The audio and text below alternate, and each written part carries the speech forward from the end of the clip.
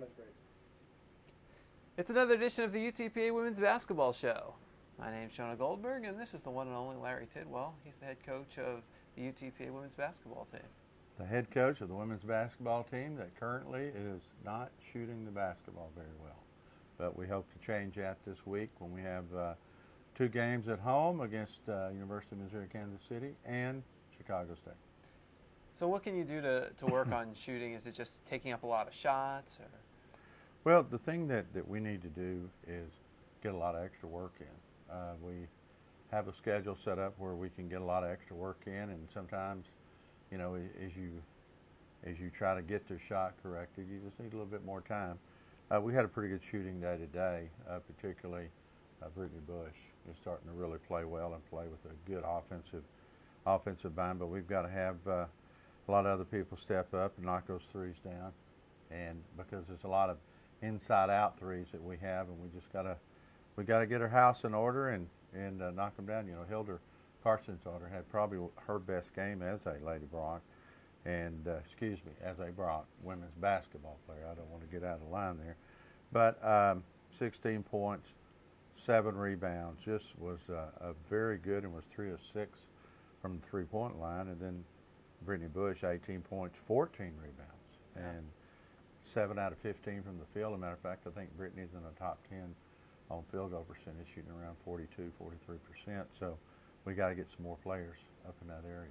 Well, what were Bush and Carson's daughter doing so well against New Mexico State? They just played hard, and they posted up hard, and they got open, and we found them, and you know, we hit them, and they were on their game, and collectively, you know, Brittany was 7 for 15 from the field.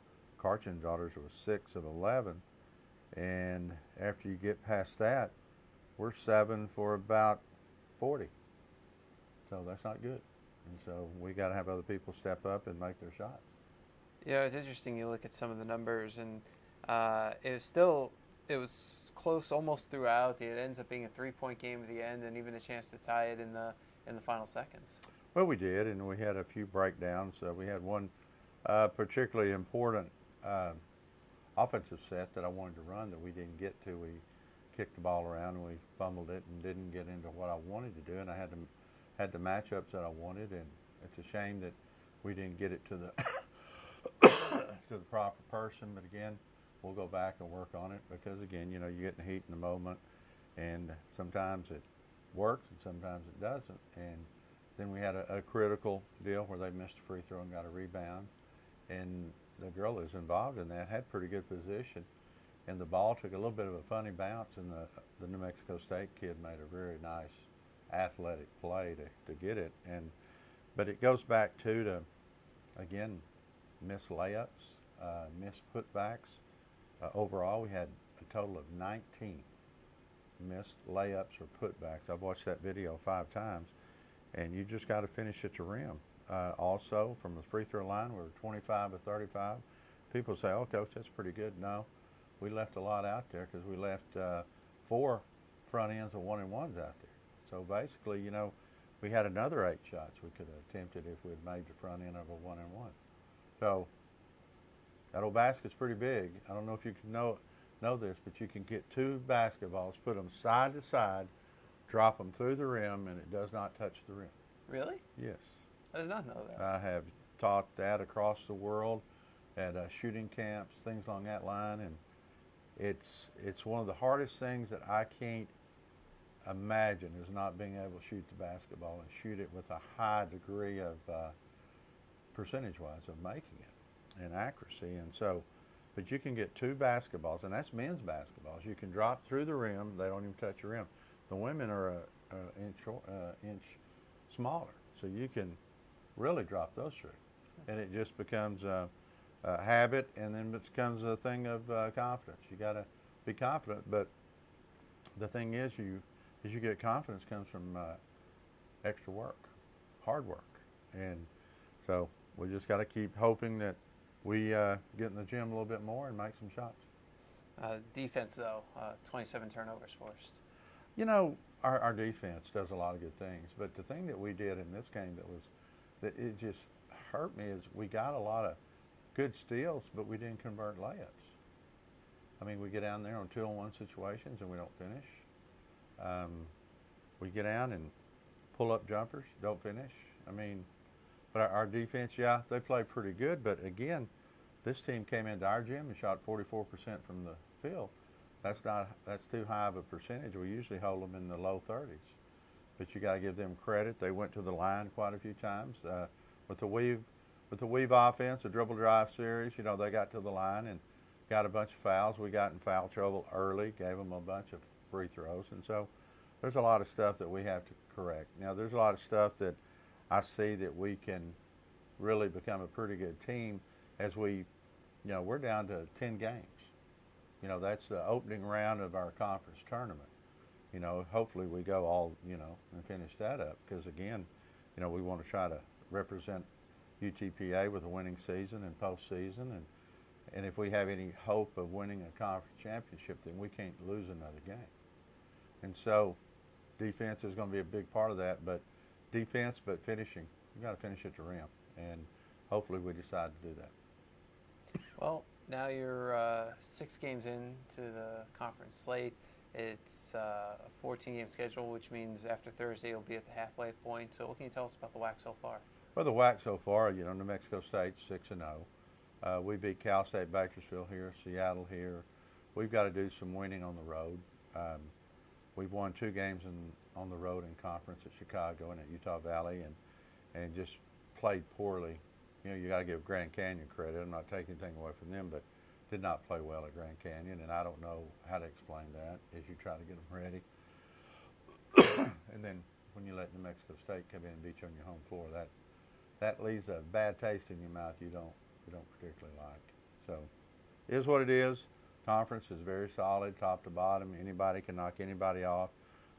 Cal State Bakersfield is, I think, a very dangerous team, but New Mexico State's undefeated, and so there's going to have to be 2 or 3 people. I think you can even win conference now if you have maybe 3 losses, because New Mexico State's got to go on the road just like we do for some tough games.